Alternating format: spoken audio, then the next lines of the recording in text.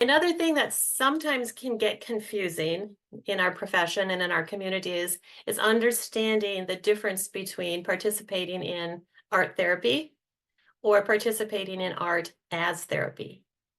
So art therapy is a specific experience where a client or multiple clients are sitting with a registered art therapist, trained, educated, registered art therapist. That's art therapy.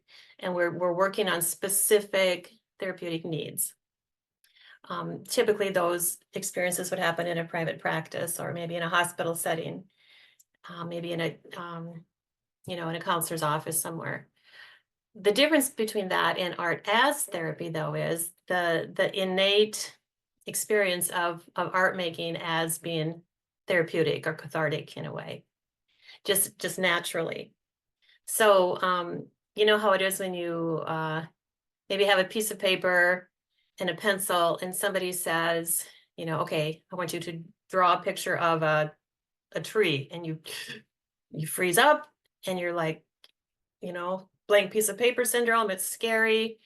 But instead, if you would say, here's a paint tray, a watercolor paint tray, just pick up your brush and just put some colors on the paper. Just play with the color choices, feel how it feels. And then you can just see everybody just relaxes. That's therapeutic art.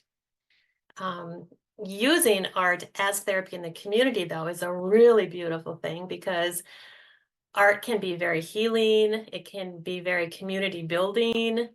It brings people together. And literally the biggest example I can think of is art here in our community. We have this long retaining wall along the river, big, ugly gray cement wall. Years ago, one of my students, we were taking a walk downtown. I had my glass down there in our sketchbooks, and we were just drawing around downtown.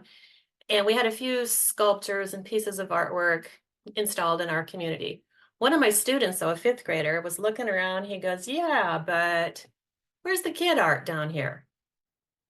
He was noticing the absence of kid influence in his own city. So I thought, well, that's a good point.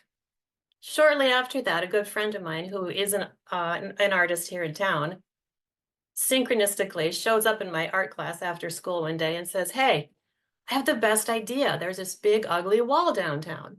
What if your students made art to put on that wall? And so we literally organized ourselves. I had the fifth graders write letters to the mayor, to the city council, why they should, put their creative touch on our city. They wanted to have some ownership in this, in how things looked in their own city. So we did all that, and it was all approved. And we got all kinds of businesses in the city who financially supported this project. It took 3 years. The wall is, I don't know, 300, 500, 600, I don't know. It's about a block long. And so all the students in my school drew illustrations and examples of things that were related to Ubuntu, which means I am who I am because you are who you are.